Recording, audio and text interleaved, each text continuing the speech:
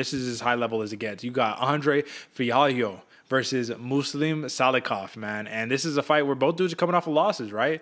Fialho, you got put on by Jake Matthews, man. You got put on by a wrestler. You got boxed up. You got cleaned up. Shout out Dustin Poirier.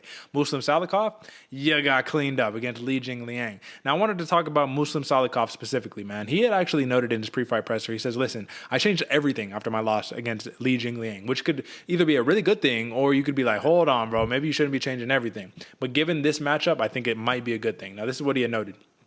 He says, listen, I had to change up my camp. Normally I was training overseas and all that stuff, you know, back where he's from. But I come to America. I'm training at American Top Team now. And now I'm more comfortable anywhere the fight goes. I don't care if it's wrestling, jiu-jitsu, whatever. He actually noted, too, that he likes American wrestling more than traditional like Sambo-style wrestling. Because Sambo-style wrestling is more technical and American freestyle wrestling is more powerful, is what he noted. I thought that was an interesting thing to take away.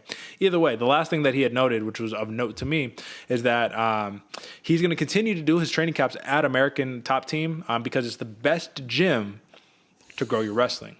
Now, AJ, I mentioned one word a bunch of times right now. What was that one word? What's that key word?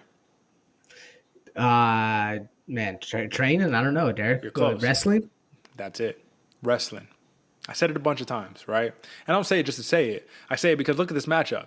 If there's one guy who you want to kind of avoid just a pure striking battle and you want to mix it up on, it's probably Andre Fialho, right? So given Muslim Salikhov is putting so much stock in American Top Team, we're training wrestling every day, I'm grinding, I'm comfortable anywhere the fight goes. Given all the peripherals of the persona, the conversation that's coming about, it makes you think that's why the man is, it's basically a pick'em, but a slight favorite.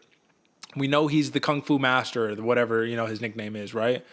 But if you can mix it up and you can put Fialho on his back and you can start working some jiu-jitsu and really work that wrestling, this is your opportunity to get back on your winning ways. Now, I made a big deal out of all of that. You tell me.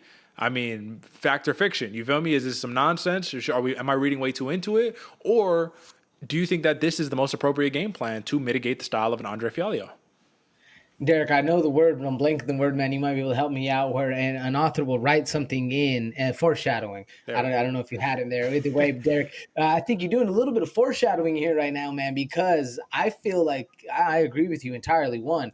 But I feel like Muslim Salikhov, in his last fight, sure it was a loss, but when he was performing at his best, feeling at his best, and in kind of that mojo and the flow state, it's when he had Li Jingliang, on his back and in the wrestling. You know, I was watching a couple of these Muslim Salikhov fights, and when he's able to mix it up, sure, obviously striking phenomenal. This dude on his feet, you don't get a spinning heel kick knockout on a savage like Melvin Guillard early in your career if you don't already have the fundamentals down. So Salikhov on the feet is one thing, but I thought Salikhov looked to be not at his most comfortable, but at his safest, if you will, whenever he was working the ground game against Li Jingliang. Whenever he's able to mix it up, take this into a washing machine, get it to the ground, that's when I feel like this is going to be where Salikhov feels at his safest and has Fialho drowning, man, looking for ways out, panicking in a frantic move, and then that's when Salikhov can come in and get the finish.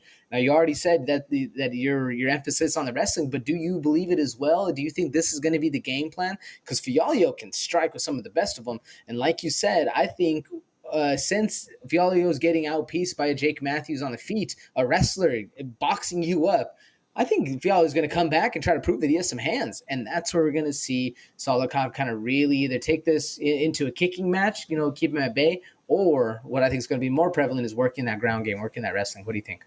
Yeah, no, I'm with you. I think that's the game plan for Muslim Salikhov, bro. You got to wrestle. You got to mix it up. You got to make this an MMA fight. Andre Fialho is going to be coming out fiery. He had already mentioned, he said, I overlooked Jake Matthews. I looked past him. I already thought that I beat him before I even stepped in the cage. He's not going to make that same mistake twice. So you got to double down and you got to make sure that you're not just trying to fight fire with fire. Even though Salikhov is a fantastic counter striker, I think that this is going to be a very interesting match depending on how mixed up it can be.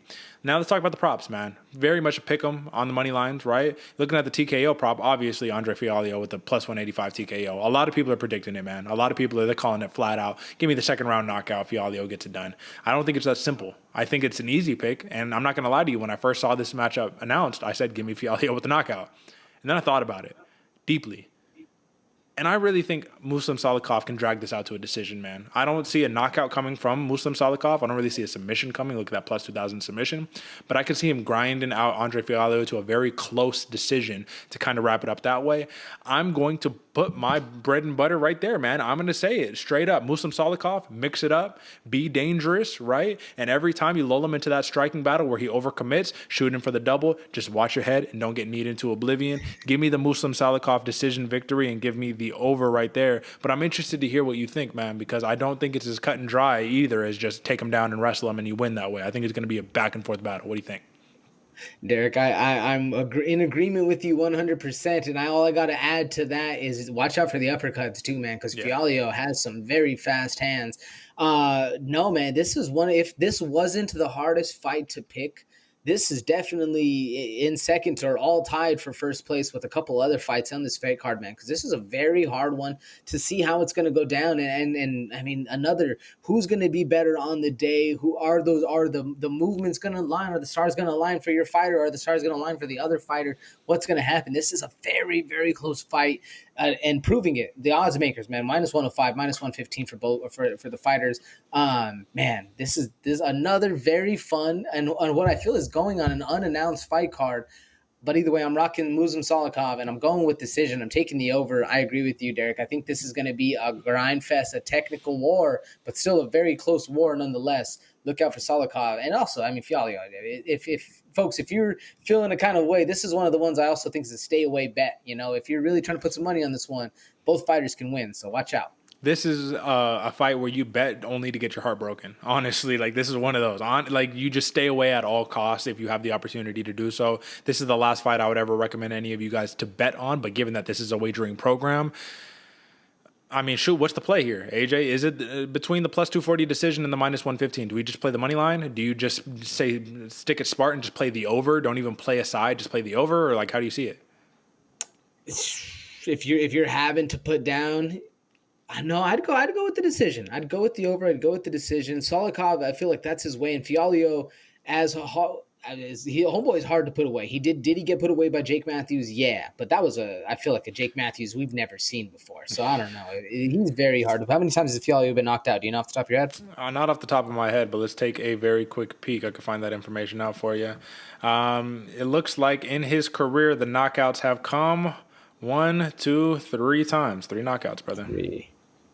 3 knockouts, 2 decisions. So it's possible. But yeah, I guess that's the play. If you're me, like I said, I'm not even picking that. I'll just play the over. Just play go this fight to not go within the distance if you have that opportunity to bet on. But, you know, interesting fight, fun fight. And let's move on to the open.